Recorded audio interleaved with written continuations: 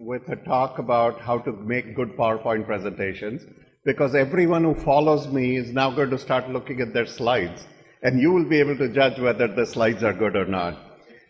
Also, it's very meta, right? Because I'm giving a PowerPoint presentation talking about how to give a good PowerPoint presentation. So you can judge me too. So I have no conflicts of interest. I do have some Microsoft shares, but this applies to any kind of presentation, and those are really part of a mutual fund. Oh, it's okay. So let me just ask this question. Yeah. So imagine that you are sitting watching a presentation. The average presentation that you have seen, look back at last 1 year, forget that slide. Just think about a presentation that you saw in the last few years. Do you think the presenter uses the slide for themselves, or is it for the audience? So let's say, how many focus on the audience?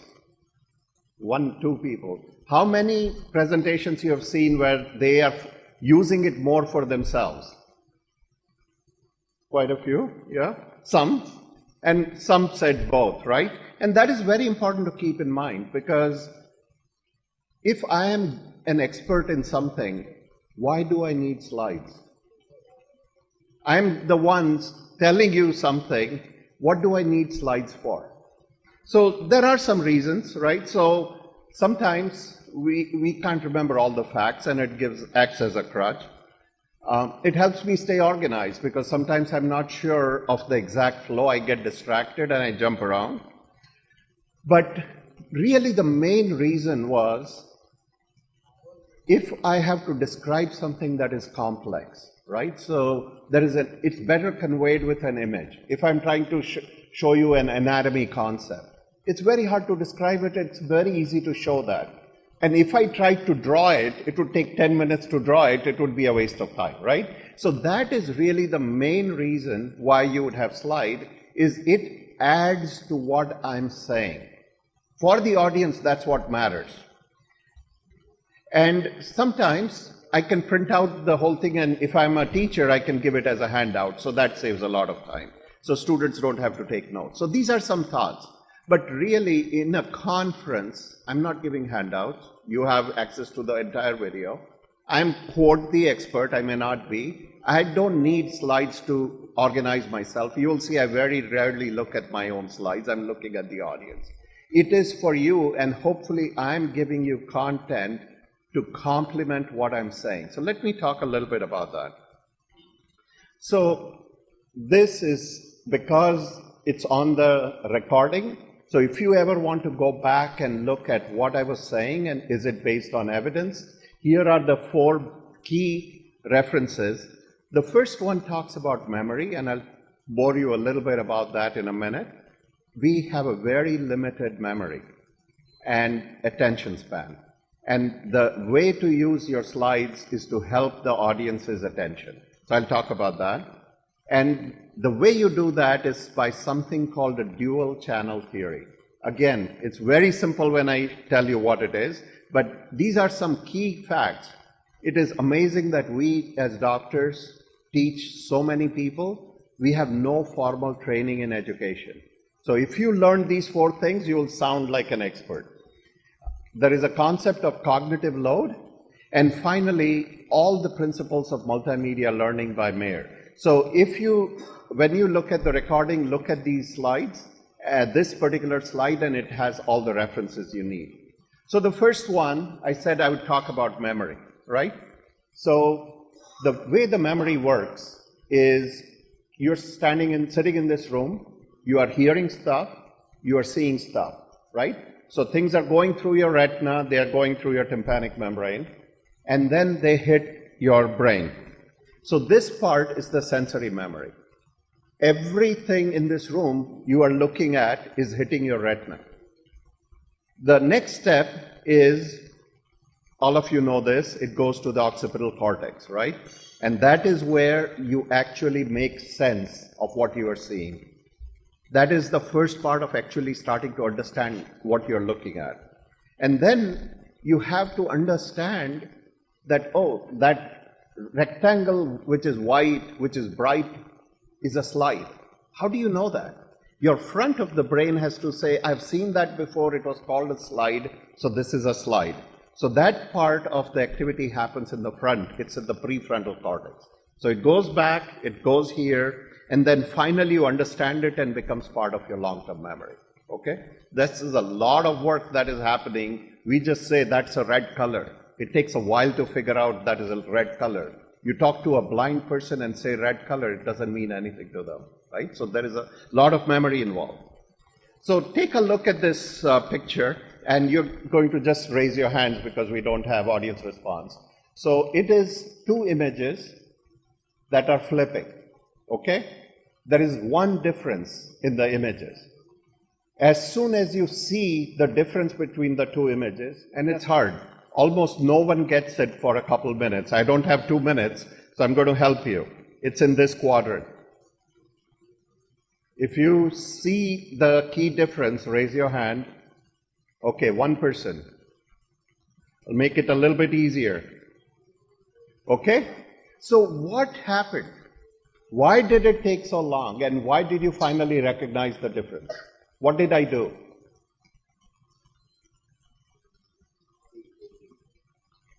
So yeah, exactly. I helped you focus your attention. That's the job of the teacher.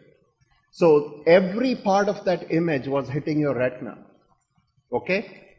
But because there are so many features in there, and it is changing, you cannot retain it in your occipital cortex and process it here fast enough, and it changes before you can do that. So I had to decrease the stimulus to a small area. You can hold that for half a second and spot the difference. Okay? So one big thing to remember is when you make your slide, don't have 500 things on there. No one can see that and remember that. You have to show less. So this is take-home point one, is you can hold only a few things in your attention and make sure you as a teacher or the presenter gives people only a few things. If you give them 100 things, they are lost. Next, there is good news. So it's not all gloom and doom. There is actually hope. So we have two channels in our brain. So even when we get overwhelmed, there is two channels. One is the visual channel. So if you're looking at something, that is your visual channel. You can still hear something, and that's your verbal channel. And both of those work together. So if I show you something as an image, and I talk about it, you can look at the image, listen to me talking, and both help. That will not overwhelm your attention and not cause cognitive load, okay? But, so synchronous graphics with talk helps. But the problem is, what most of us see in our slides, how many of us have seen slides with just the whole slide full of text? Pretty much, everyone. Have I made slides full of text? Yes, I have. And then I've kicked myself later. So images are one channel, audio is another channel. The problem is when you read text, you actually are seeing an image, and in our brain, we speak the words, and it is actually auditory. So it saturates both channels. So the moment you have a bunch of text on the slide, and you are talking, and if you have an image, the person is lost. They don't know whether to look there or to look here. They don't know what you're talking about, and your attention span is completely full. You overwhelm the cognitive load. So the second take-home or the third take-home point is, if you speak stuff and show graphics, it is good. But any of those, if you add text, it is not good, okay? So have images and speak. Do not add a whole lot of text. So you can see all my slides have very little text. And that is because I speak, and the slides are for you. They're not for me to read, okay? All right, so let's take those principles and break down this slide. Who likes this slide? Yeah, well, one, we hate physiology and biochemistry, right? Who remembers the Krebs cycle? No one likes it. So the content is not good. But then, what is wrong about this slide? Right? So there is a graphic on the left there's a whole bunch of text, there is another graphic below that, and you're like, I don't know what Neil's talking about. I don't know where to look. So what could you do if you have content like this? So the first thing to remember is slides are free. You do not need to put 5 slides worth of content in one slide. Just make 5 slides. They are completely free, right? So what can we do? So let's take this very heavy text part and break it down, right? So if you look at it, one, there was too many concepts. So if you look at it, it still looks terrible. If I start reading this, you're going to get up and walk out of here, right? Maybe you respect me enough, you would sit there, but you'd already be looking at your phone. So what can you do? You look at it and say, what are the concepts in here? So one, it's glycolysis. It's the first step in the pathway of breaking down glucose. What does it mean? It takes a 6-carbon glucose, breaks it down into a 3-carbon glucose. Yeah, you'll have nightmares after this talk, I'm sorry. And then someone will ask you, how many ATPs will you generate? And you can say, how many ATPs? That'll be on your USMLE question for sure. And then, why is it called Embden-Mayer pathway, right? Or Parnas pathway. So there are 4 concepts in this. How can you use the principles I talked about to make a slide that people will actually say, I like this? And believe it or not, you may actually start liking glycolysis. So you have to break it down. And how do you break it down? So one, you present an image. And what do you do with that? It's already complicated. So I'm going to say, remember, there are 6 carbon atoms. And now, immediately, that's sticking in your brain. I'm saying 6 carbon, you're seeing 6 carbon atoms. Then I say glycolysis is actually breaking down of glucose. And glyco means glucose, lysis means breakdown. Now you're going to remember what glycolysis means.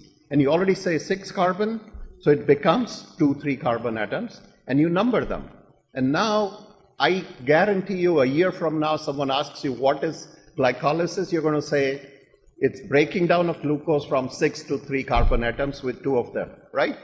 What did I just do? I just followed the principles I told you about. So this is essentially what you have to do if you want to make slides that help the audience, and they're not for you. You should know this content, otherwise you shouldn't be teaching this. So chunk up everything into small segments and don't present a whole bunch of stuff together. So basically, that's pretty much the concepts I wanted to give you. One, slides are for the audience. If you are a teacher, the slides are not for you. Second, slides are free. Use as many as you want. Nothing stopping you from using more. Chunk things up into small parts to help the audience grasp facts. If you put too much in one place, they have cognitive overload. If you do, at the very end, you can, just like I'm doing, after people have gone over stuff, you can put it all together into a summary slide. It helps them organize content in their brain, but this should not be your first slide. And then use graphics and speech together. Do not add text on top of it. So that's pretty much it. And keep the audience in mind and help them focus. If you have too much, they will not be able to keep it in their attention span. Thank you. I would like to talk about the aortic stenosis, the recent advancement in the management of AS. So let's start with some basic stuff of the aortic valve. And we all know that the aortic valve is made up of the 3 cusps, 3 commissures and 3 sinuses, which has been supported by the fibrous annulus. The normal valve area is 3 to 4 centimeters square. The most common cause of aortic valve problem is the senile or degenerative calcific aortic stenosis, which is actually a age-related disease. Another common cause which has been coming up after this technology has come, that is bicuspid aortic valve with calcification. The only difference between these two is that the bicuspid valve patients may present earlier with the aortic valve disease in comparison to the tricuspid aortic valve.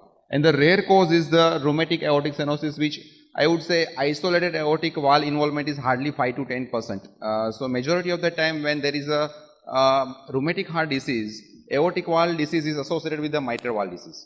So majority of the time when we deal with the management of aortic stenosis, isolated aortic stenosis, then there are the 2 most common causes, that is senile calcific degenerative AS and the bicuspid aortic valve with the degeneration.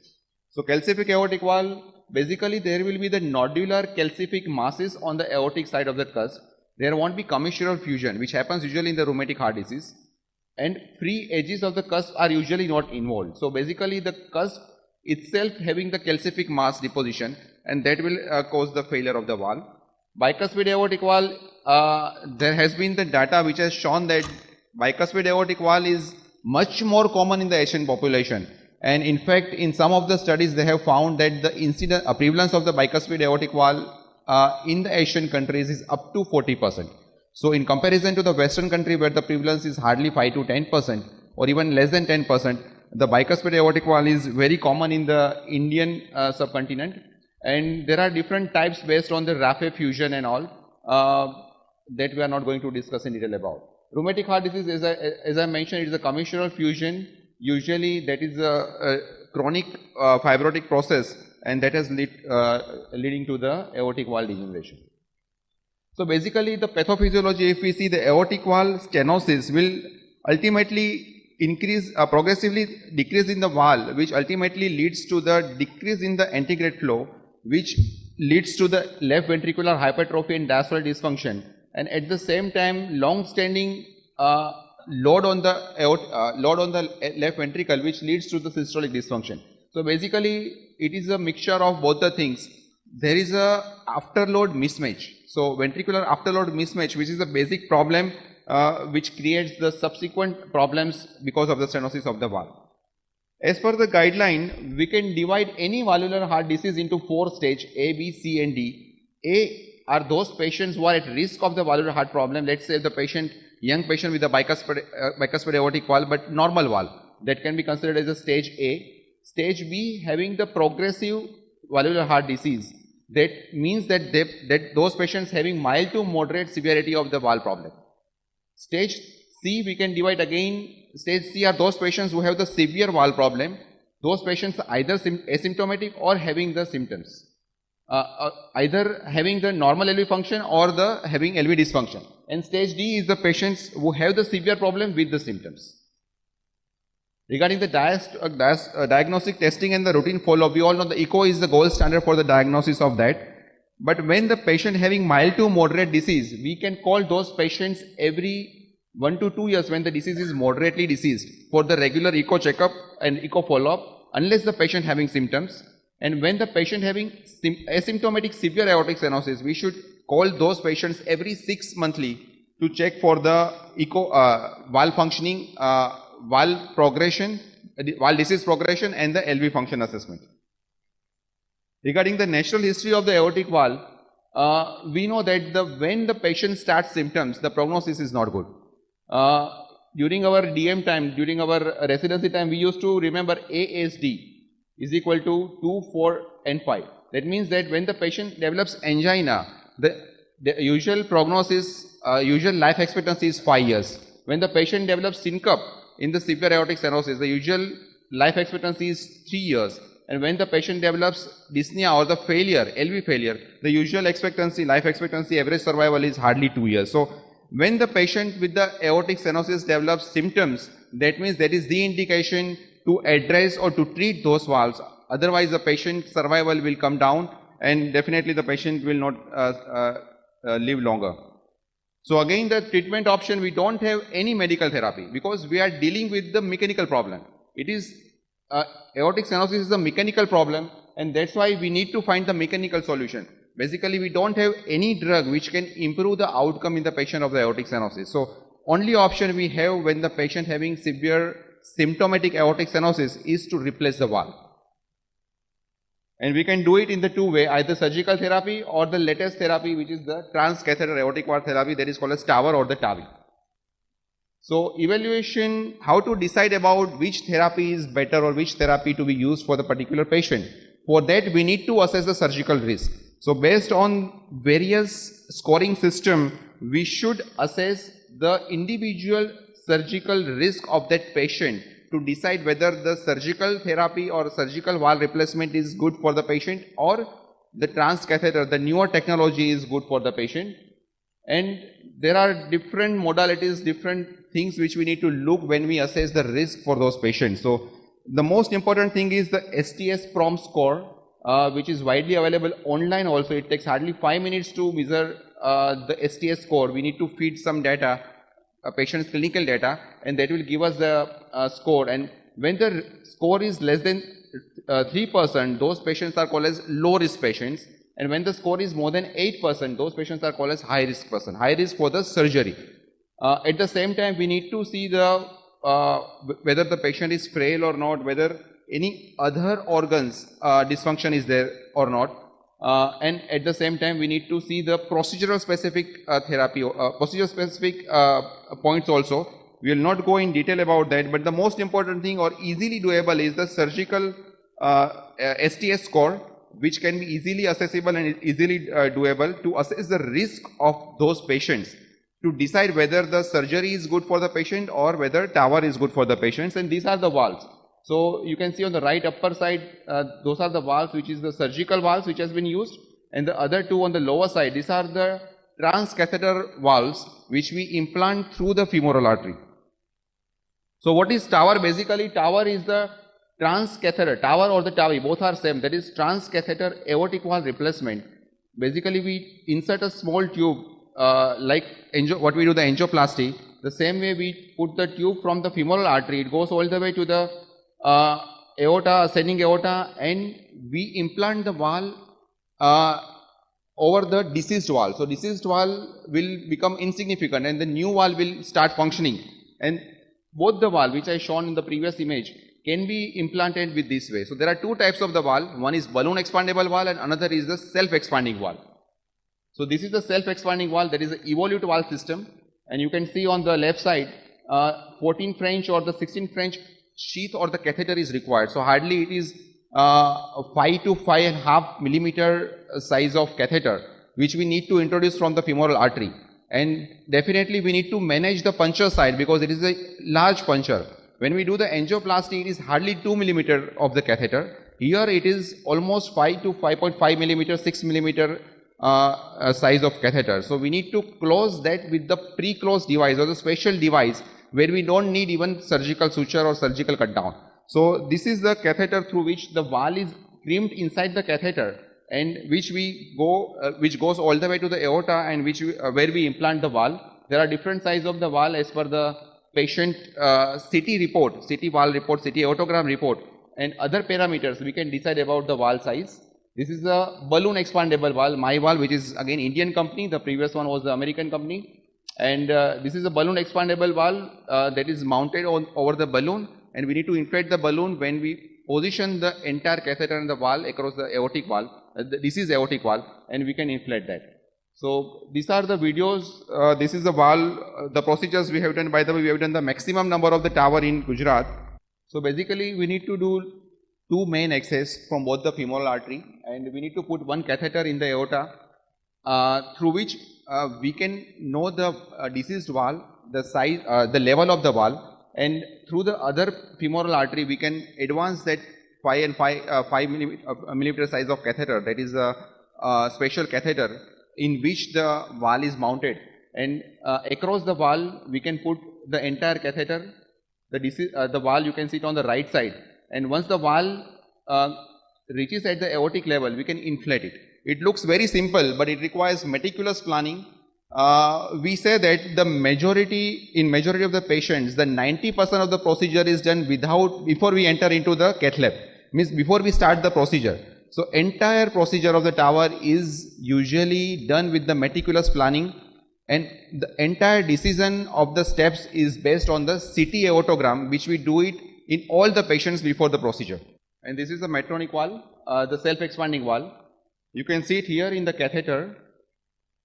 The valve is crimped and put it inside the 5 millimeter of the tube, that is the catheter, and this is the valve after implantation across the aortic valve. This is a self-expanding valve, which is the other type of the valve. So basically, this is a procedure where we need the heart team approach. We need to look at the different parameters of the patient, and definitely the cardiac surgeon, cardiologist, including cardiac anesthetist, all are involved. As I mentioned you that STS PROM score, which is very, very important to decide about the patient management, because when the surgical risk high, the outcome of the surgery is not going to go well. So when the surgical risk is intermediate to high, definitely this is a therapy which is very, very beneficial to the patients. And as per the ESC guideline, which is the latest guideline, which has shown that the very simple way they have shown that when the patient age is less than 75 or the risk score is less than 4%, surgery is the treatment of choice.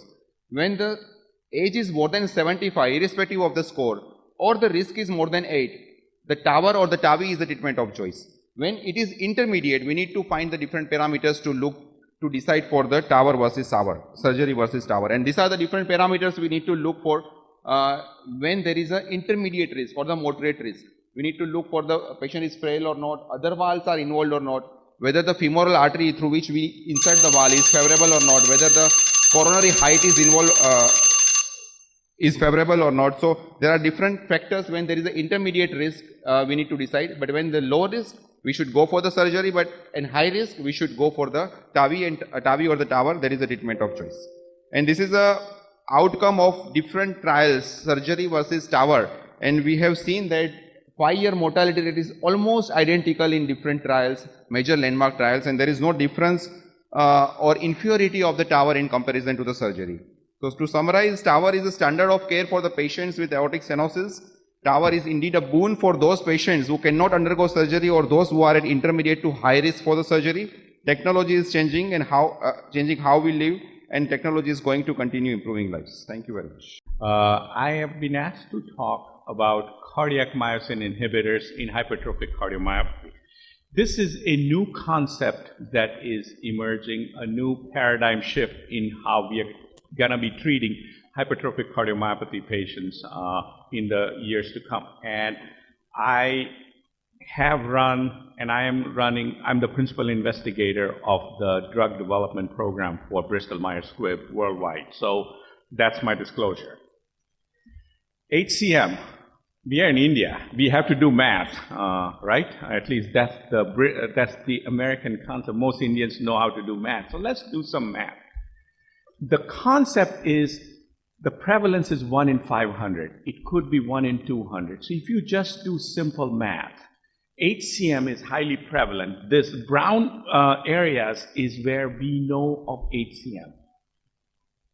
If you think about the prevalence of 1 in 500, in United States, there's about 700,000 to 1 million patients with HCM. Do the math in India. That's a lot of patients. In US, we know of about 100,000 1 lakh patients with HCM. That means 85% patients have not yet had a diagnosis. Either they're underdiagnosed, misdiagnosed, or not diagnosed. So this is USA. If you just extrapolate, the numbers in the world are 16 to 20 million, and most of them are underdiagnosed. So there's a lot of opportunities to do good in this space, and I think we are just getting started. Hypertrophic cardiomyopathy, if you look carefully, a characteristic feature of that is presence of dynamic LV outflow tract obstruction. What does that mean? Dynamic meaning it does not occur all the time. It may be present at rest, but if you have to look for it carefully, and in certain situations, you may be able to elicit that. If you don't look for it, you won't find, and if you don't find, you cannot treat. It's as simple as that. So if you at rest, outflow tract obstruction is present in 25% cases. With provocation, you can see that in as many as 75% cases. So huge difference. So huge, important to pay attention to this. So with that as a setup, let me walk you through this business of cardiac myosin inhibition. Mavacamten is the first-in-class drug developed specifically to treat HCM. In the years past, everything that we do to treat HCM is based on no specific trial data. It is all extrapolation based on just, it makes sense, so let's use it. It has never been tested in a formal way. So mavacamten is first in class. What it does is it stabilizes the myosin in a resting state. Essentially, what happens in a hypertrophic cardiomyopathy sarcomere, It is a state of hypercontractility and impaired relaxation. The heart cannot relax, and whatever it does, it uses energy highly inefficiently. So it's an energy inefficient state. What the drug does is it reduces the number of cross bridges between actin and myosin. And it makes, think about, a bunch of people rowing a boat. If you are rowing it in unison, the boat goes fast. If you're not, the boat doesn't go anywhere. That's what this does. This drug's job is to make the boat row in the right direction. It does not alter significantly contraction kinetics, and it is thought to have less arrhythmogenic potential. So, this is electron microscope level. It stabilizes energy sparing state of myosin. In HCM, based on mutations, it is, as I've told you, it is a highly inefficient state. Okay? And mavacamten, in simple terms, it makes the heart function more efficiently. It reduces the inefficiency. That's all you need to know about the program, about the drug. It also reduces the propensity for fibrosis development. So most of you who deal with this disease, we know that a high propensity, 60 to 70% of these patients, there's pro-fibrotic collagen deposition. And collagen deposition has been associated with development of arrhythmias. So it is in fact a risk factor. If your heart has more than 15% of fibrosis, then it is an indication to put a defibrillator. It is a risk factor for sudden cardiac death. So this drug has also been shown to reduce fibrosis in the big picture. So these are animal data. Moving on to, again, for the first time now, we have randomized controlled trial data as it relates to this drug and this disease process. So there are two trials that have been done. One is Explorer and the other one is Valor. Valor is the one that I have led and we have published. So Explorer trial, these are early symptomatic HCM patients, so NYHA class 2 and 3, on single therapy, so beta blocker, calcium channel blocker, or disopyramide. Versus Valor, this is much more sicker population that would be sent to a cardiologist for treatment like surgery or alcohol septal ablation. So these patients were at the end of the road. They were all referred to us for surgery or alcohol septal ablation. So two different, same disease, different spectrum of diseases. One is early sick, the other one is advanced sick, I need help now. So the Explorer patients, rightfully, 73% patients were NYHA class 3. After 24 weeks, what we saw was significant improvement in outflow tract gradient in the mavacamten group versus placebo. No significant improvement of worsening of ejection fraction. So all aspects of their gradients, the gradient essentially disappeared. Their NYHA class significantly improved. Their functional capacity significantly improved. So it reduces your gradient, it makes you feel better, it makes you walk longer. This was the basis for which it was approved by the FDA. Quality of life. So there was a large improvement in Kansas City cardiomyopathy questionnaire, so quality of life in 33% patients in those treated with mavacamten versus placebo. Biomarkers, BNP as well as troponin, they also significantly improved in the mavacamten group. Additionally, as I told you, in the preliminary data, on cardiac MRI, it has shown an improvement in wall thickness, fibrosis, left atrial volume. So imagine, in HCM, a huge proportion of patients are bothered by atrial fibrillation. So if you are reducing the burden on the left atrium, potential downstream positive impact on AFib is also going to be potentially seen. Moving on to the more clinically relevant Valor study, 92% patients were in NYHA class 3. This is something we presented earlier last year as a late-breaking trial. 93% patient, NYHA class 3, every one of them was referred for cardiac surgery or alcohol septal ablation. And they were randomized to mavacamten or placebo for 16 weeks, and we monitored them serially with echo to see what happens to the ejection fraction, the quality of life, as well as the biomarkers, but also importantly, gradient. After 16 weeks, the placebo people crossed over to mavacamten, and the original folks continued on mavacamten for another 16 weeks, at which point of time we reevaluated them again for their need for septal reduction therapy. Everything is done clinically, so clinical assessment and echocardiography assessment. What we saw at week 16 in the mavacamten group, 82% patients no longer needed surgery at week 16. At week 32, 89% no longer. So 90% patients after 32 weeks no longer needed surgery. 91% people improved their NYHA class by at least 1, 30% by NYHA class at least 2. And at week 32, 95% patients have chosen to avoid surgery because they feel good. So this is a game changer. Secondary endpoint, again, the mavacamten is in this bluish. So once you start it, the gradient is abolished. The yellow, look at the placebo group. So placebo up to 16 weeks, nothing is going on. At week 16, everything gets towards normal. So that's gradients. That same thing, Kansas City score. Ejection fraction does not get worse. Cardiac remodeling, this is, I think, the long-term picture.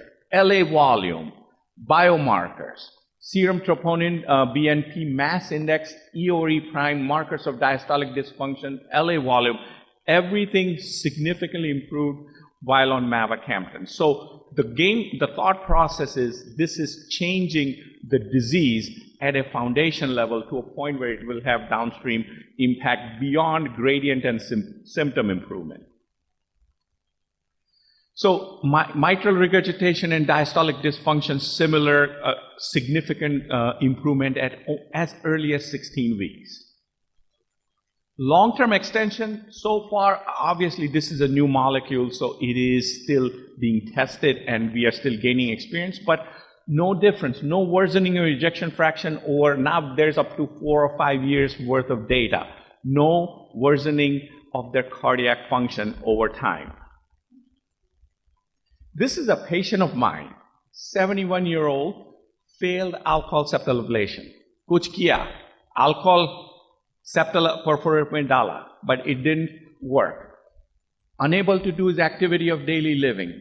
He came in, he was started on mavacamten, he was part of the VALOR trial. Look at his ECG, LVH with strain pattern, echo shows a high Valsalva gradient. After 32 weeks, gradient is gone, no obstruction, but more importantly, look at this. I thought this was a different patient's EKG. Actually, this patient's LVH strain pattern is gone in 32 weeks. In 32 weeks, his strain pattern is gone. So this has the potential of being a game changer. There is also a new in-class drug, aficamten, that is being tested. So it's obviously also a similar type of cardiac myosin inhibitor, and it is also showing similar progression in terms of impact on outflow tract gradient as well as ejection fraction. So these new therapies are gonna bring in new set of logistics. You have to assume that they are gonna be safe in the long term. We have to ascertain that. We will need a monitoring of ejection fraction. This is rolled out in USA under guidance, so we have to frequently monitor ejection fraction, etc. Who is gonna dispense this? What is the cost? What is the cost of one-time surgery versus lifelong medication?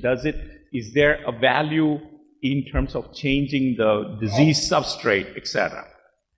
The other big unmet need is non-obstructive HCM patients. So 30% patients have no outflow tract obstruction.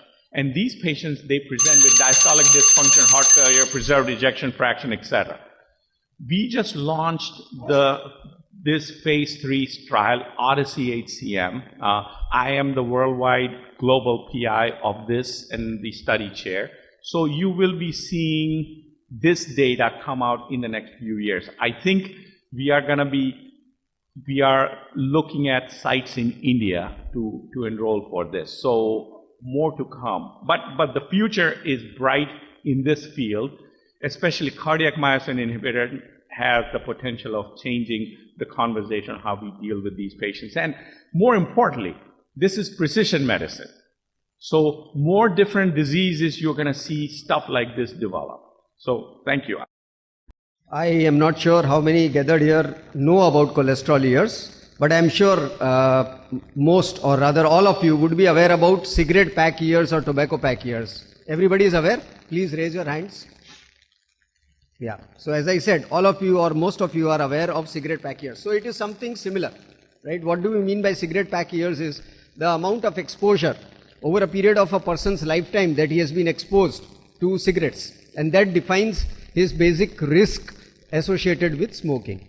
So it is similar to that particular concept that this new concept came in, and wherein we looked at the person's risk of the exposure to cholesterol over his lifetime. And does the time course of that particular exposure, how does it vary depending upon whether it was high in one part of his life or towards the later part of his life. So this particular concept became very popular. This became very, very prevalent. This article was published somewhere in JACC in about 2020. And since then, it has picked up momentum. There are a lot of problems with it, but we have looked at till the lectures that we had about precision medicine, we looked at about therapeutics. This is, I think, a very thought-provoking topic, and which we should all consider for our, teens and younger adults, and something which we are looking at prevention. We are not looking at therapy. We all are good at treating people, but looking at, this is where the Western world has gone ahead of us. They are looking at prevention, not only primary prevention, but they are actually looking at primordial prevention. Even looking at the prevention of development of risk factors, rather than, looking at something which, prevention, once you have risk factors, you are trying to prevent a disease, and then ultimately, once the disease is there, you are trying to prevent a complication. So like, it is like our Ma Yojana. You are looking at therapy. You are looking at people when they are already suffering, but you are not looking at something which to make people suffer. You can actually spend that entire amount in prevention of a disease and thereby reduce the health burden. And that, I believe, is the crux of the problem where our healthcare system is suffering from. So, not going into too much of that, but let us now move on to the topic. This was just a brief background of the topic which I am presenting. So, what is cholesterol years? So basically, if you look at this figure, this will tell you everything. So it is looking at area under the curve of cholesterol. Look at here, this is the cholesterol exposure about the level, and on the x-axis you have the age. So if you have people who have got, say, familial hypercholesterolemia, that means they have high cholesterol from birth. So you can see that, the exposure starts right from birth. So that means they have this much of area by the time they reach a particular age. If you have moderate, that means you have something which you have developed in teens. That is more because of, if you have hypercholesterolemia in your teens, likely to be because of genetics and also lifestyle, which we face very commonly in our children today.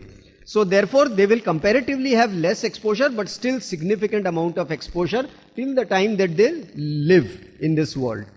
Then you have got something like modest hypercholesterolemia, which most of us after the age of 40 are suffering from. So that is basically from your lifestyle, that you get from your lifestyle, sedentary lifestyle, diet, exercise.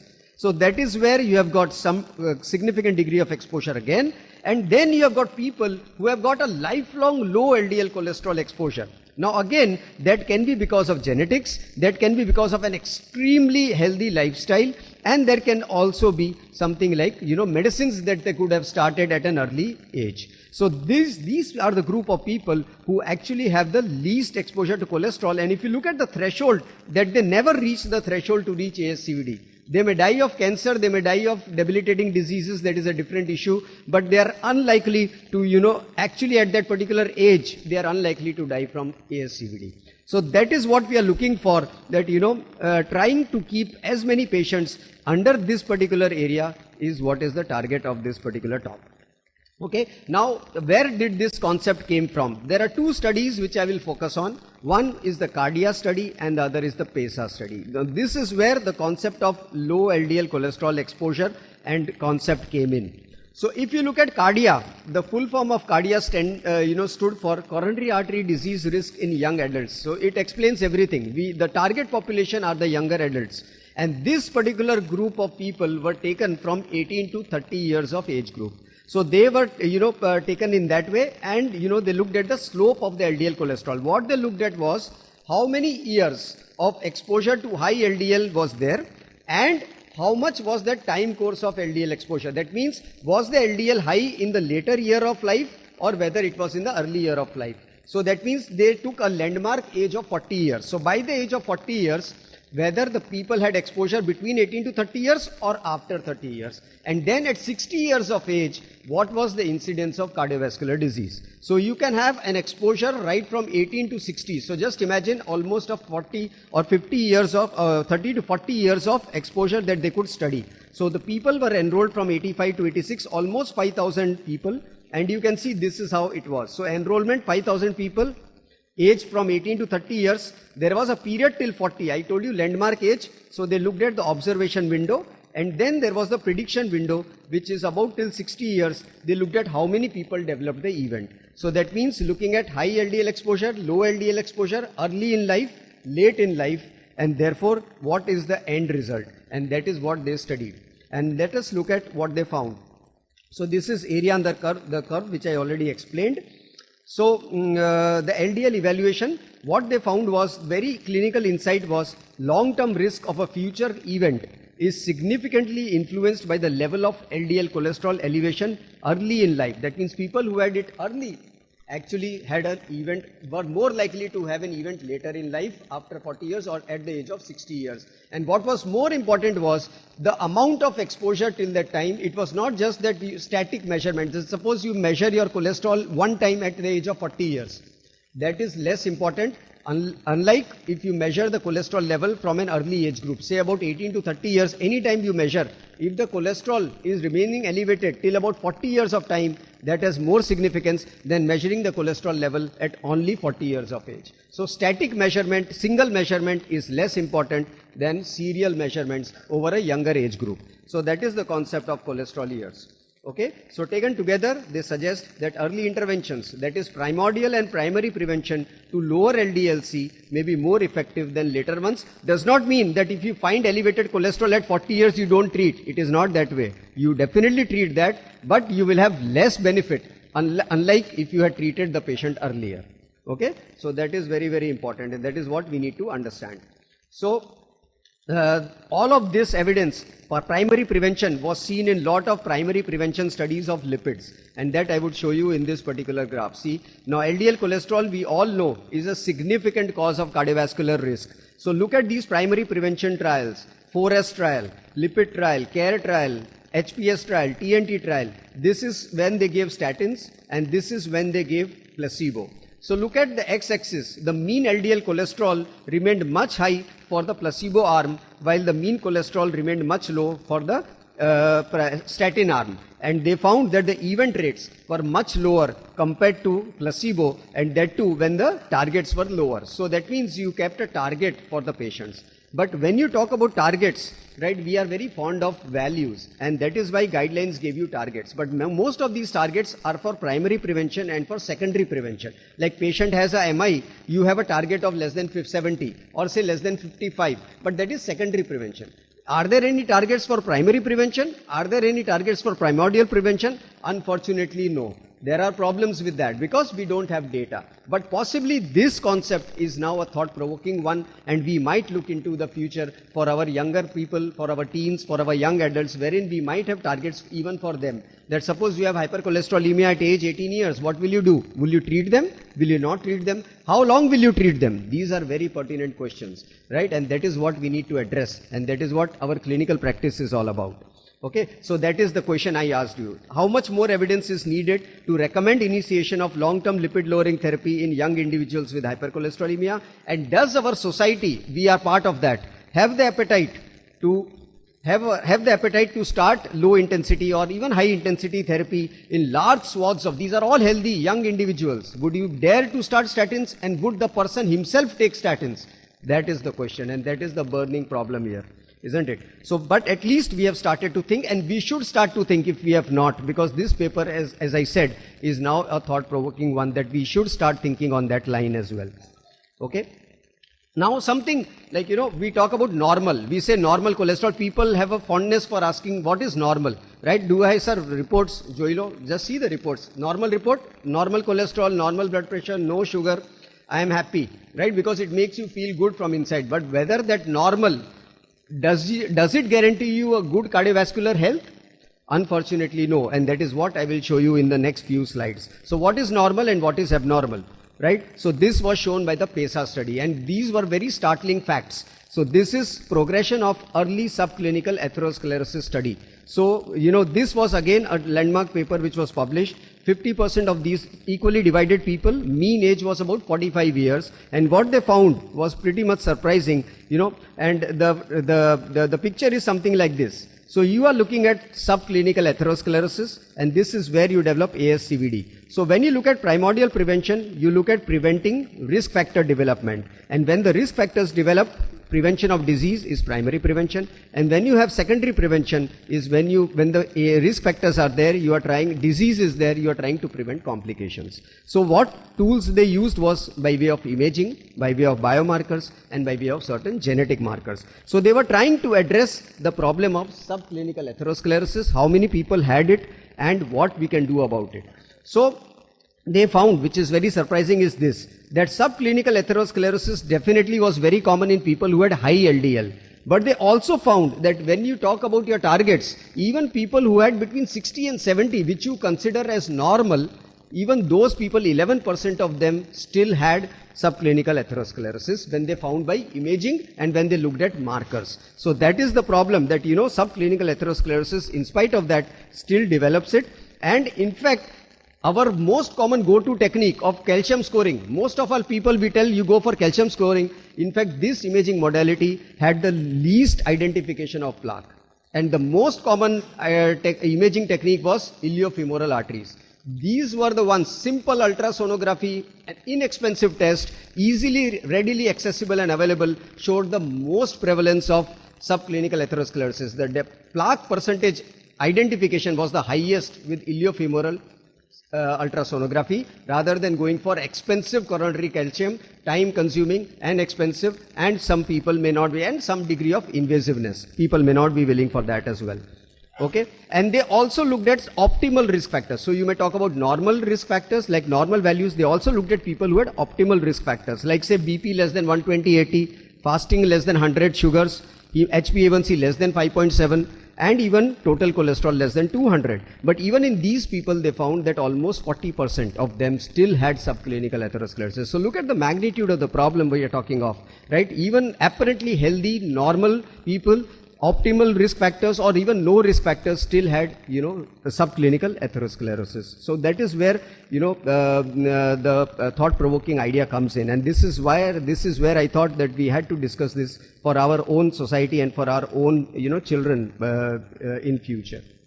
So therefore, our definitions of normal or optimal, they have continued to evolve, and most of these are, looking at values mainly for secondary prevention and for some people in primary prevention, but we are not looking at, primordial prevention. So we know that if we give high dose statin, if we combine it with ezetimibe, if we combine it with PCSK9 inhibitors, we can get down our LDLs to 60, 70, 55 or even about 30. But that is for people who already have established ASCVD.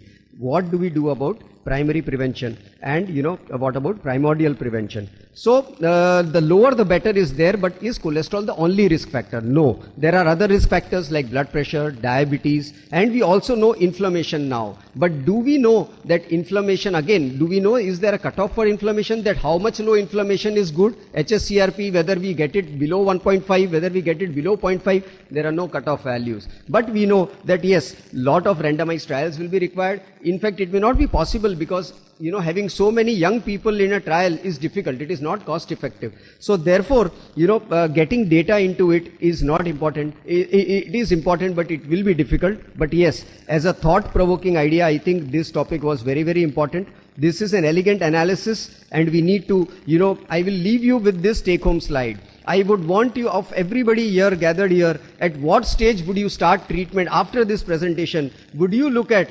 looking at a primordial prevention? This is primary prevention. Would you now take a pledge that possibly between 18 to 30 years, if you find that the person is at a high risk, or if you find that there is a history, or would you as a routine at least consider, getting a lipid profile done at least once to just have a look into what is going on, or even get an iliofemoral ultrasonogram to look at an atherosclerotic plaque, look at that. Would you do it?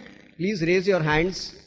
At least, we take something, that we can possibly change our way of practice here. Rather than going into, final prep, where you have disease, where you go into secondary prevention and you have complications, possibly looking at primordial or even primary prevention in certain high-risk individuals when they're apparently healthy can prevent the development of subclinical atherosclerosis and ultimately secondary, complications. So possibly that would be the take-home message here, and with this I would end. Thank you. Throughout the day we have discussed whether single antiplatelet, dual antiplatelet treatment, whether we should add NOAC, etc. And it's very important. It's very, very important. So let me give you curtain raiser about evolution of dual antiplatelet treatment. Number one, we all know that once a patient has got acute coronary syndrome, maybe ST elevation or non-ST elevation, it means he or she has thrombosis in the coronary arteries. So it's already a high ischemic state. And we also know that when we do PCI, we touch the arteries from within, we are going to induce a milieu which is again prothrombotic and which will remain there for some period of time. We all know that aspirin is an antithrombotic drug which has been well used for secondary prevention for so many years, and maybe now we know that it's not to be used for primary prevention. Now addition of second antiplatelet drug, that is P2Y12 inhibitors, got introduced in 90s for patients who were having acute coronary syndrome plus minus those who underwent PCI. And initially, if you remember, there are many senior physicians here, we started using ticlopidine. Then came clopidogrel, which was a wonderful entry. Subsequently, ticagrelor, prasugrel, etc. came. Now we know that when we use dual antiplatelet treatment in a situation which is hyperthrombotic, you are going to get ischemic risk benefit, simple. But it comes with a cost, and that is in terms of bleeding. And we also know that by next 5 to 10 years, we came to know that major bleeding, that is either ICH or major GI bleed or major bleed in the critical organs, which requires admission, drop of HB and PCV, is as dangerous, as devastating immediately and for long life as myocardial infarction or stroke. So major bleeding is not risk-free or less risky. We also know that when you give prolonged dual antiplatelet treatment, 6 months, 12 months, 18 months, 2 years, 3 years, it will bring you ischemic benefits. But as you continue dual antiplatelet treatment for longer and longer duration, the bleeding risk also increases. So a time comes where bleeding risk will offset the benefits which are obtained by reducing ischemic risk. At the same time, post-PCI, we used to give dual antiplatelet treatment, and there was one additional purpose, that there was something called as immediate stent thrombosis, which was seen within first hours, within first weeks, first months, etc., etc. Because by putting stent, we used to induce something which can lead to thrombosis. But now we have got stents which are better designed, thinner struts, the polymer is not there or it is biocompatible. So stents have become reasonably safe as far as thrombosis is concerned. But on the other side, we are now doing more and more challenging anatomies, which again brings the thrombotic risk. So we are always dealing with a lot of points which will increase thrombosis and a lot of points which are creating bleeding risk. So what science is looking for, can we have a strategy where we can get maximum ischemic benefit and bleeding risk is minimized? Can we have that sweet spot? And that is called as net clinical benefit. So what is net clinical benefit? Myocardial infarction, stroke and death prevented versus bleeding induced. So if you reduce 10 MI, stroke and death, and if you give 5 major bleedings, the net benefit is 5. So that's something which is very, very important. As a default strategy, whenever a patient of acute coronary syndrome is there, whether you do PCI or you manage medically, generally 12 months is the time which is most of the guidelines say that give dual antiplatelet treatment. And generally guidelines says ticagrelor is superior to clopidogrel as a second agent, whether you manage patient medically or by PCI. And if you do PCI, you can use either ticagrelor or prasugrel. Prasugrel is not a drug for medical management. It is generally a drug only for patients who undergone PCI in acute coronary syndrome. But DAPT is generally by default for 12 months. Now it's very important to understand what are the ischemic risk enhancers and what are the bleeding risk enhancers. So if you look to your left side, there are certain features like advanced age, acute coronary syndrome presentations, if patient has a history of multiple times MI, extensive coronary artery disease, so they all increases ischemic risk. On the other side, if you look to your right, there are so many factors which increases bleeding risk. Say for example, advanced age, female gender, less body weight, chronic kidney disease, severe liver disease. And to your surprise, if you look, there are many factors which are common. There are many factors which have both. They also increase ischemic risk, they also increase bleeding risk. So it's very, very important to divide your patient into what is his ischemic risk and what is his bleeding risk. Now if you come to the central image, where on the x-axis it is ischemic risk, on the y-axis is its bleeding risk. So if you go to the central most part, here you come to a point where it is called as low ischemic risk and low bleeding risk. If you come here, it is high ischemic risk but low bleeding risk. If you go here, low ischemic risk, high bleeding risk. And this is called as the comparison, where ischemic risk is also high, bleeding risk is also high. So let me give you an example of what this patient is. She is a female of 70 years, 51 kg is body weight, so it is less weight, female, aged. Diabetes, chronic kidney disease, hemoglobin is 9 gram, acute coronary syndrome, 35% ejection fraction, 3 drug-eluting long stents, multivessel PCI. Now this patient has got both. She has got very high ischemic risk because she has SES, diabetes, CKD, low EF, multiple deaths. She has also high bleeding risk because she is female, 70 years, low body weight, anemia. So this is a tough patient. So any patient and every patient when you see, you have to look at to this particular chart. Where does the patient fall? Because the intensity of antiplatelet treatment and the length of antiplatelet treatment will depend on this. And we all know that if a patient has got high ischemic risk, you have to give potent antiplatelet treatment for a longer duration of time. It may be 12 months, maybe 18 months, maybe 2 years, 2.5, 3 years. If a patient who has got high bleeding risk but less ischemic risk, you know that antiplatelet treatment has to be curtailed. So now science is coming to in such patients who have got low ischemic risk but high bleeding risk, even at 1 month you can stop DAPT, or sometimes at 3 months you can stop DAPT and go to single. So this is how I'm going to discuss in next 7-8 minutes that what is needed for this patient, what is needed for this patient, what is needed for this patient. So is it clear that you have to assess the ischemic and bleeding risk, and based on that only you have to define the length of DAPT. It's not default strategy of 12 months for everyone, no, because if you do that you are going to harm some patients. So now one term which you have to remember, that is HBR, high bleeding risk features. More and more patients are now HBR because see, if you look to the criteria of HBR, they are very well mentioned. Age more than 70, 75, renal disease, severe liver disease, active cancer, anemia, low platelet count, past history of stroke or intracranial hemorrhage, bleeding diathesis, past history of spontaneous bleeding in past, patient on oral anticoagulation. Quite a few patients are on chronic NSAIDs. So these are all high bleeding risk features. If 2 or 3 out of this, patient is absolutely HBR. And believe me, any and every patient who is more than 60, 65, coming to you with SES, they all are HBR. Believe me, because they will have at least 1 or 2 out of these features. So that means nowadays you are dealing with patients who are HBR. Most of the patients who are more than 65 are HBR, and that's where you have to be very careful. So there are certain scores which came, there are certain scores. I mean, there is no need to go into the details, but there was one score which is called as precise depth. So that score integrated all those high bleeding risk points, low HB, high WBC, high age, CKD, prior bleeding. If your score is more, that means you are HBR. There is no need to go for scoring in every patient, but your overall sense should help you that this is a HBR patient. So what could be the possible strategies of dual antiplatelet treatment? So number one, which you all know, that default strategy is dual antiplatelet treatment for 12 months. So this is 3 months, 6 months and 12 months. So generally, at the moment, most of you, what you do is, you are prescribing a patient of SCS aspirin and clopidogrel or prasugrel or ticagrelor, and you continue it for at least 12 months. This is how you go. Now, what can be the strategies by which you can reduce risk of bleeding? At the same time, you can maintain ischemic benefits. So what are they? Let me give you one example. You give aspirin and second antiplatelet agent for 3 months, stop the P2Y12 inhibitors and continue only aspirin. This is a strategy which is going to reduce bleeding risk because you are making single antiplatelet after 3 months.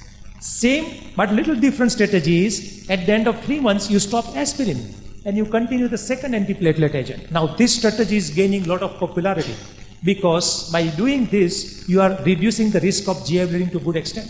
So nowadays world is moving towards stopping aspirin after 3 months and continuing second P2Y12 in HBR patients.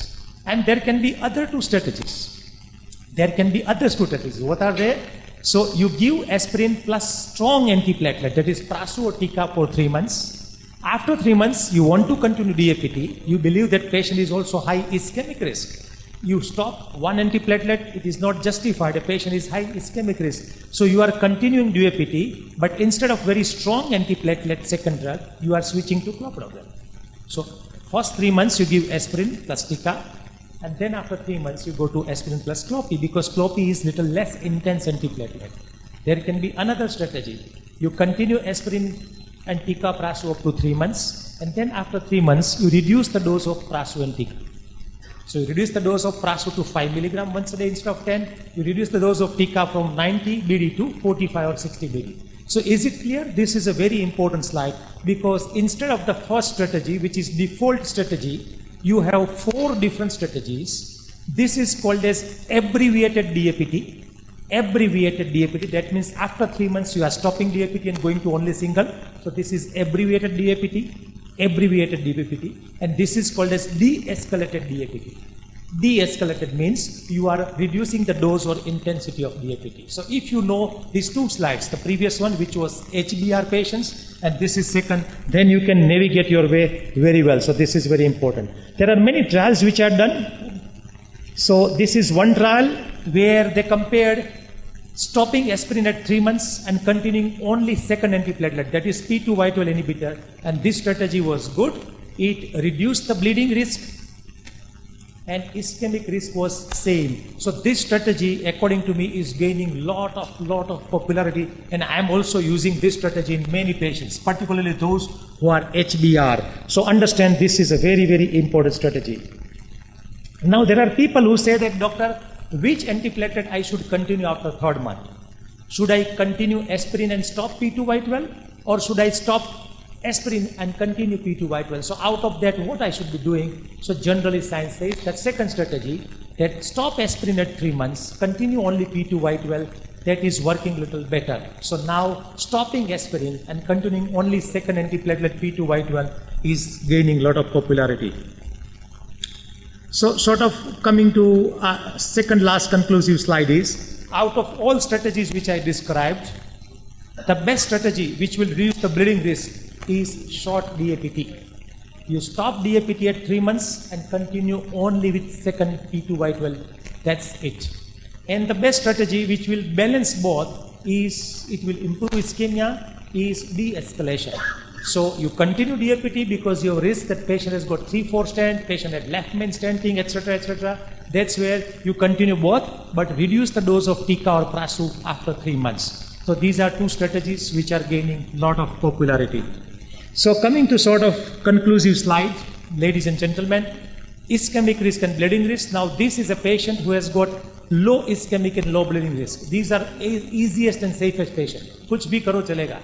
Nothing is going to go wrong. Say, let me give an example. A 50-year young robust man had acute coronary syndrome, single vessel disease. We put a stent of 4 millimeter diameter, 12 millimeter length. Fine. He is a low bleeding, low ischemic patient. You can give DAPT for 3 to 12 months and then go to only single antiplatelet. So that is good enough for that patient. But the most important issue is the red zone. So what is red zone?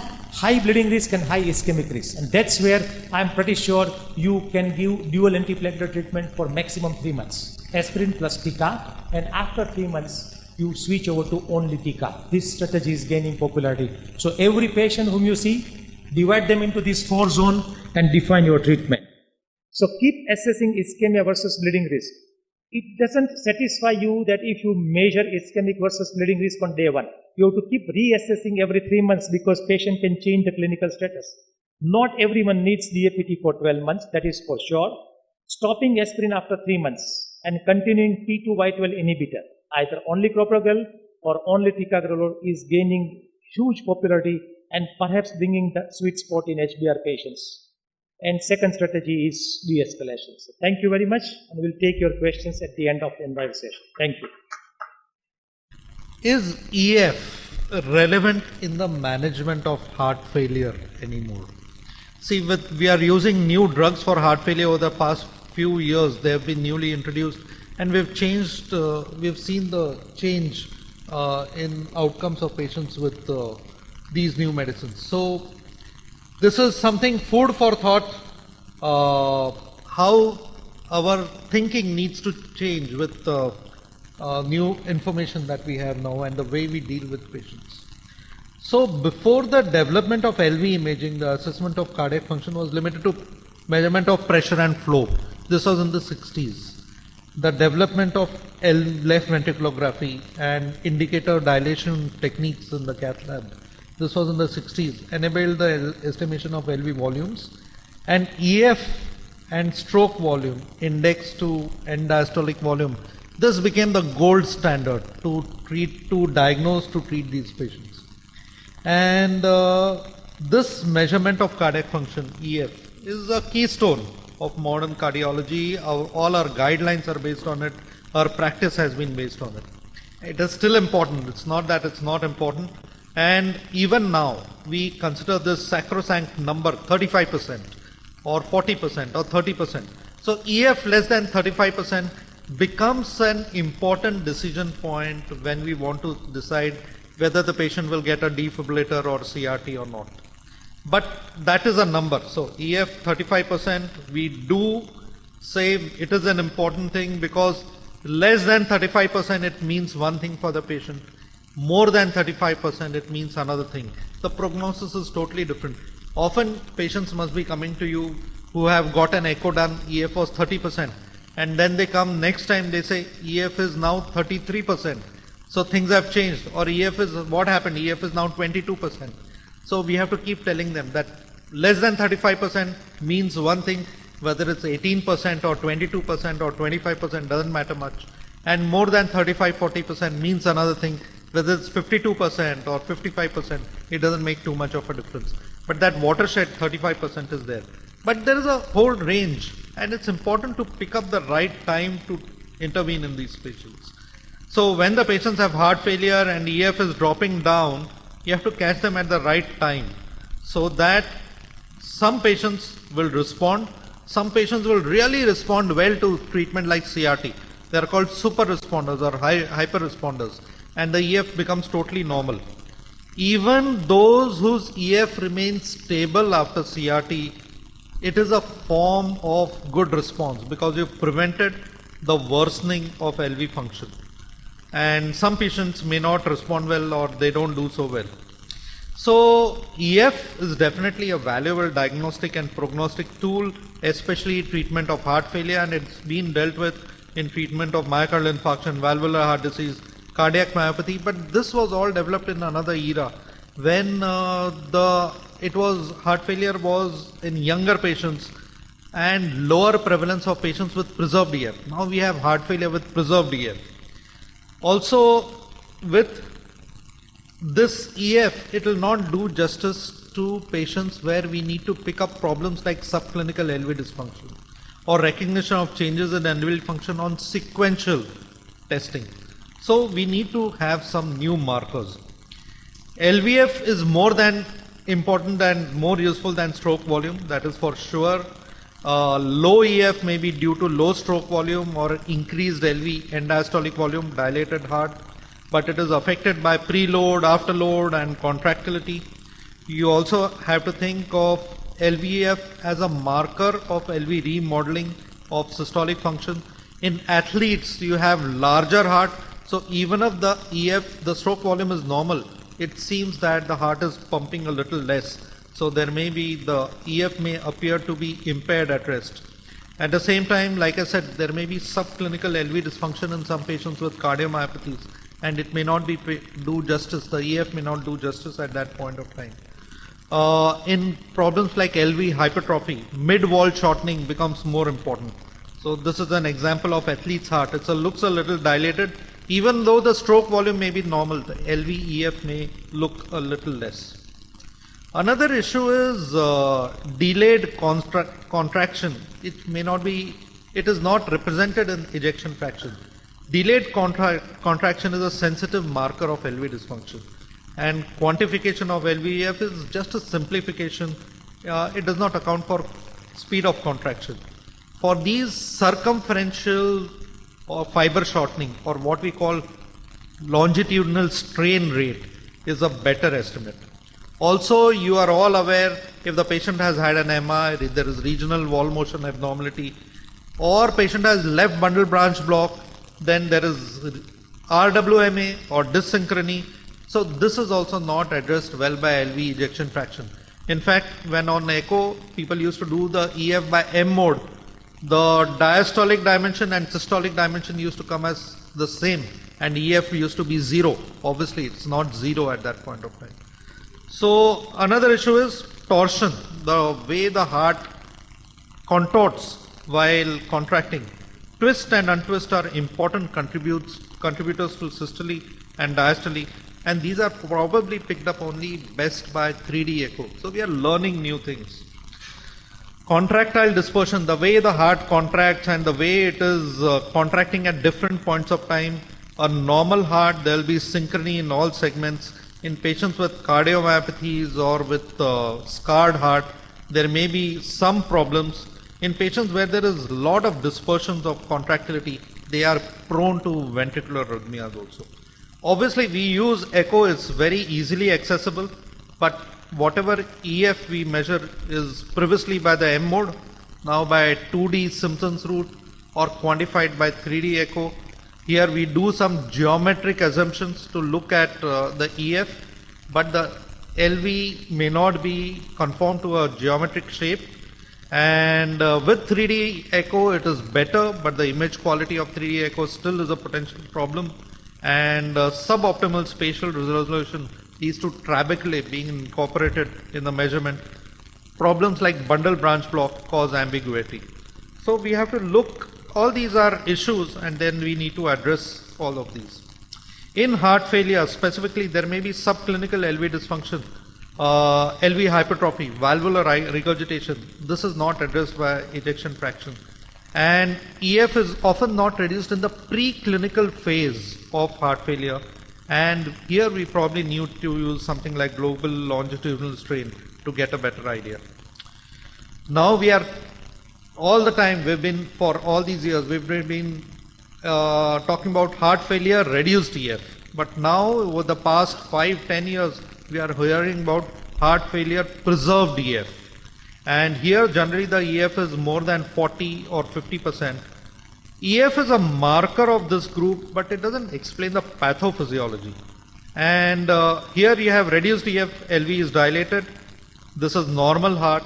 And in heart failure with preserved ejection fraction, there is thickening, there is LV hypertrophy, there may be left atrial enlargement, there may be mitral regurgitation. So here we have to also think of getting natriuretic peptides into the picture to get an idea of what the heart failure status is. LA enlargement and diastolic dysfunction, these become important points. Also, when we measure EF, there is a lot of intra-observer and inter-observer variability. EF can vary from 5 to 10%, and that can change the way the patient is classified. Because we are talking about EF more than 50%, between 40 and 50%, and less than 40%. And if there is variability of 5 to 10%, the person can be moving from one subset to other. So at one point of time, if the EF is less than 40%, he comes into heart failure, reduced EF, less than 40%. You treat him with medications, dehydrate the patient, the EF may actually go up to 40, 49%. So here he comes into mid-range EF, or patients with heart failure preserved EF. We just heard about hypertrophic cardiomyopathy. Later on, they can go into dilated phase, come into this part. So it is a little, we need to look at this problem a little more carefully. Heart failure reduced EF, we know we are dealing more with patients with coronary artery disease or cardiomyopathies. These patients have raised natriuretic peptides. Cardiovascular risk is high, and we know that patients benefit with ACE inhibitors, ARBs, ARNI, beta blockers, MRAs, and SGLT2 inhibitors now. In heart failure preserved EF, it is more in the elderly, more atrial fibrillation is seen in these patients, more associated with hypertension, CKD, etc. And we are still learning whether SGLT2 inhibitors and MRAs will be useful in these patients or not. They are definitely useful in the mid-range patients. But it's still evolving science, and we need to learn a little more about this. EF obscures important issues like hemodynamic setting, what is the hydration status, systolic blood pressure, heart rate, whether the patient is in atrial fibrillation, what is the ventricular rate at that point of time, the ventricular volumes, LV, hypertrophy, shape, synchrony, filling pressures. So here more parameters need to be looked at. Also, like I said before, the cutoff of 35% or 30% or 40%, this is artificial cutoff which we have created to simplify our lives. But patients can be moving from one subset to other, and we need to understand the pathophysiology more than stressing on a number as such. Sequential testing may become important in some patients, especially patients who have a disease like MI and are worsening over a period of time, or taking cardiotoxic chemotherapy. Here the EF may change, may drop. The need for ICD decision making becomes important if the EF is less than 35%.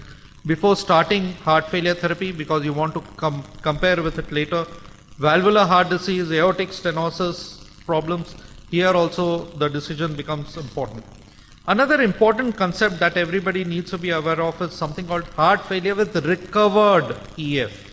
So patients who are in heart failure reduced EF, you've given optimal therapy and the EF has now improved, or the patient has been given CRT, EF has not improved. It doesn't mean that the patient's disease has gone. The pathophysiology has changed because of the therapy. Over one half of patients with a history of heart failure, but EF more than 50%, have in fact heart failure with recovered EF. If one echo is done, this patient may be called as heart failure with preserved EF, and the treatment is a little different. So you need to have an idea of the trajectory of EF, what has happened to this patient. This especially becomes important if the patient has heart failure reduced EF, you've given CRT, the EF has recovered to 50%, and now 8-10 years down the line, the time has come for a generator change. We need to change the device. So some people will say EF is now 50%. Do we really need to replace the device? What is known is at that point of time, if the battery is depleted and the device was not changed, the patient goes back into the reduced EF. They decompensate again. So it's important at this point of time to have a trajectory of EF, how the patient's pathophysiology is, to really decide what we need to do further. So recovered EF patients, definitely they have more favorable prognosis, but it is not an entirely benign entity. They still are subject to the same disease, and we need to look at these patients more carefully.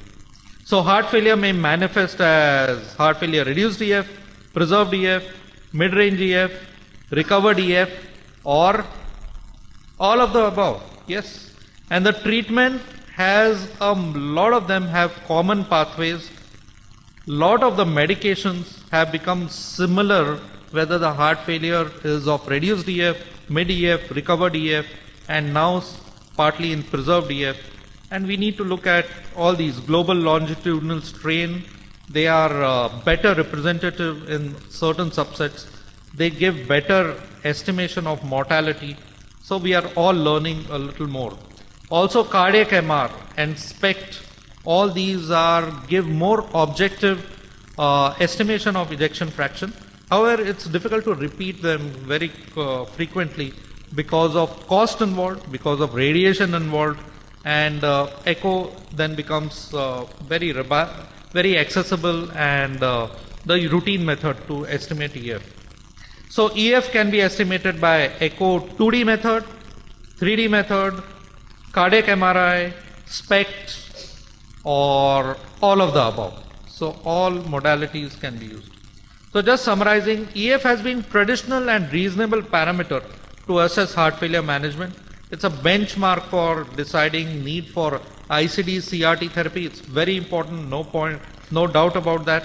But evolving concepts in heart failure and cardiology, it behoves us to evaluate additional parameters like global longitudinal strain or MRI, fibrosis, or other form of imaging to decide for a given patient how to treat them better. Thank you very much. And my assignment today is talk about lower extremity arterial disease. I have no disclosures for the talk. As you know, PAD, peripheral arterial disease, is underdiagnosed by healthcare professionals, and I think we are learning more and more as we know. And so I'm going to summarize the latest guidelines. There are about 10 to 15 points the guidelines talk about, ACCHA, on the peripheral arterial disease management. Most of us are familiar with this slide, the class of recommendation, level of evidence, and I always tell my fellows in teaching, always try to follow class 1 and class 3. You understand which is to be done, which should not be done. And the level of evidence, level 1, always remember that when you are treating any patient.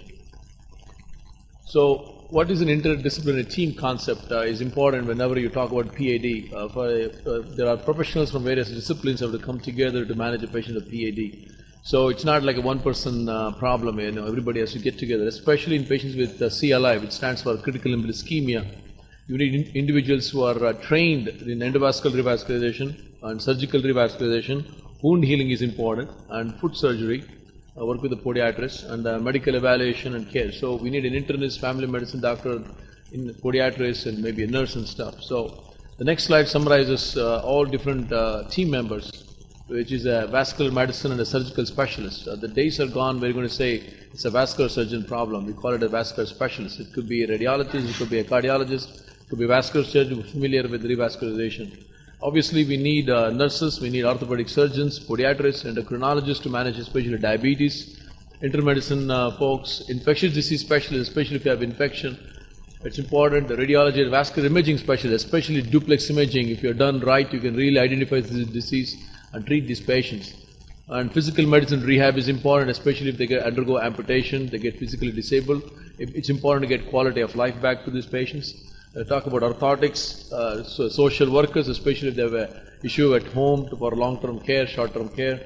And exercise physiologists, you know, these people get disabled, they have muscle atrophy, they don't move around, and even if you revascularize, it doesn't help. So you need to get these people up and running. And nutrition and dietitians are important. And as Vipul talked about cholesterol management, this becomes an important target in PAD patients. And the new guidelines emphasize more on medical therapy and exercise. Just because you diagnose PAD, they don't have to go to the cath lab for a revascularization, but you have to manage them aggressively with good medical management, and exercise therapy is important. So always look for atypical leg symptoms and walking impairment. So not everybody comes with classic claudication. They said, oh, every time I walk, my calf hurts. You know, some people, I have this example. Patients tell me, I'm fine, doc. I said, only thing is I used to walk five stairs now. Before I used to take the elevator, now I take the elevator. So it means that's a big change in the lifestyle. So that's like simple things you can start eliciting to see whether it helps. Obviously, good pulse examination is important. When there's no pulses, there's most likely to have PAD. Non-healing wounds and any gangrene, vascular bruit, start thinking peripheral arterial disease.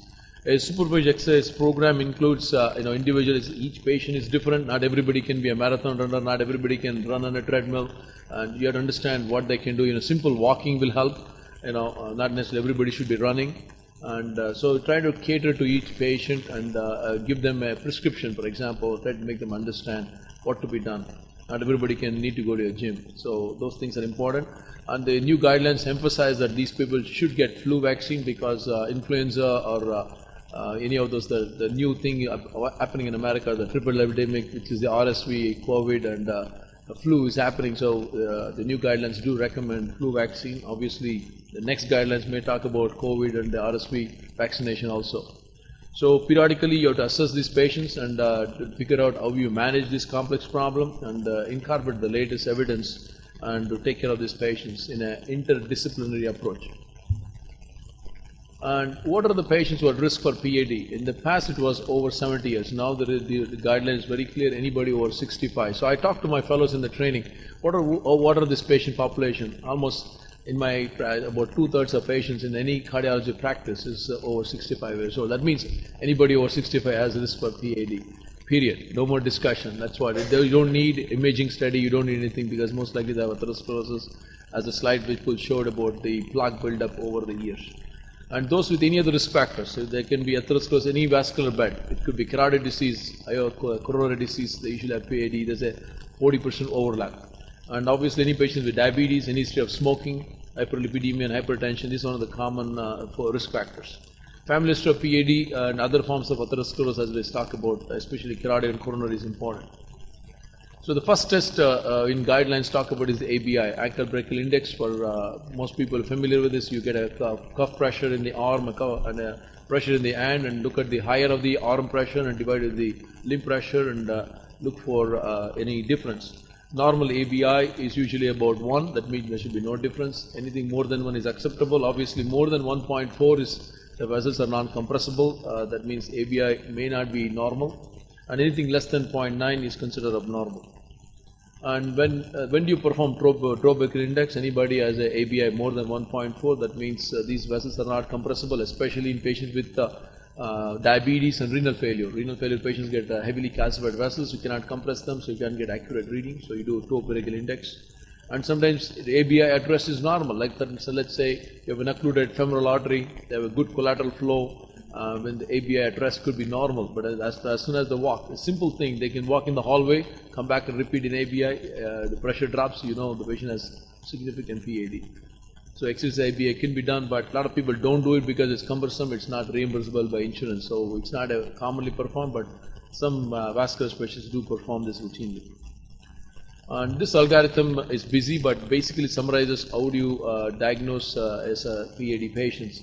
A good history, a physical exam, as we talked about, and look for any CLI symptoms like rest pain, non-healing wound or gangrene. They go to a CLI algorithm. Otherwise, these patients should get an ABI with segmental pressures and waveforms, and that's the class 1 recommendations.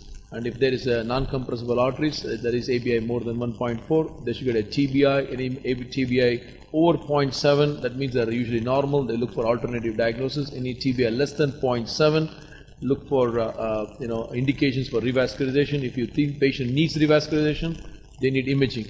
Either you do duplex ultrasound, CT, MRI, depending on your practice and your comfort level, or you do invasive angiography. These days you can do a simple diagnostic angiography with a 4 French, 5 French radial artery, go up and do an iodogram and a run off, you know the diagnosis. And obviously the ABI is abnormal, less than 0.9, you can do excess ABI and consider invasive therapy based on imaging.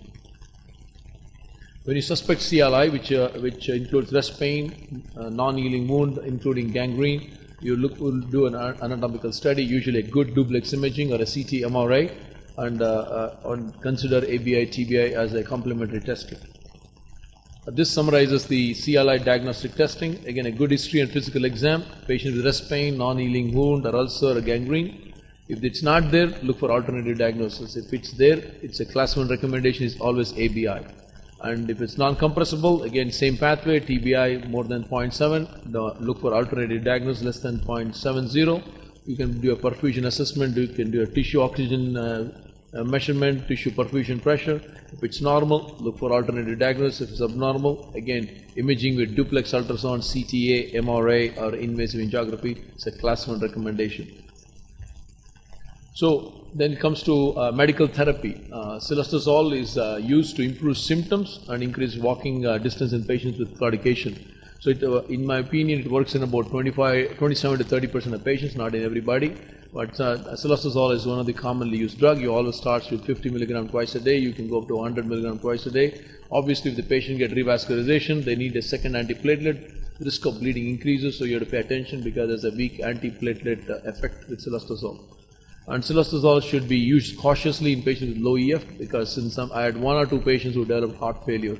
symptoms land up in the ER when they started on cilostazol. Pentoxapolin is really, in my opinion, sham. It doesn't work. So some people still use it. Probably it's there, as probably which improves blood flow. Exercise programs, supervised program, again, it improves functional status, improves quality of life, reduces leg symptom.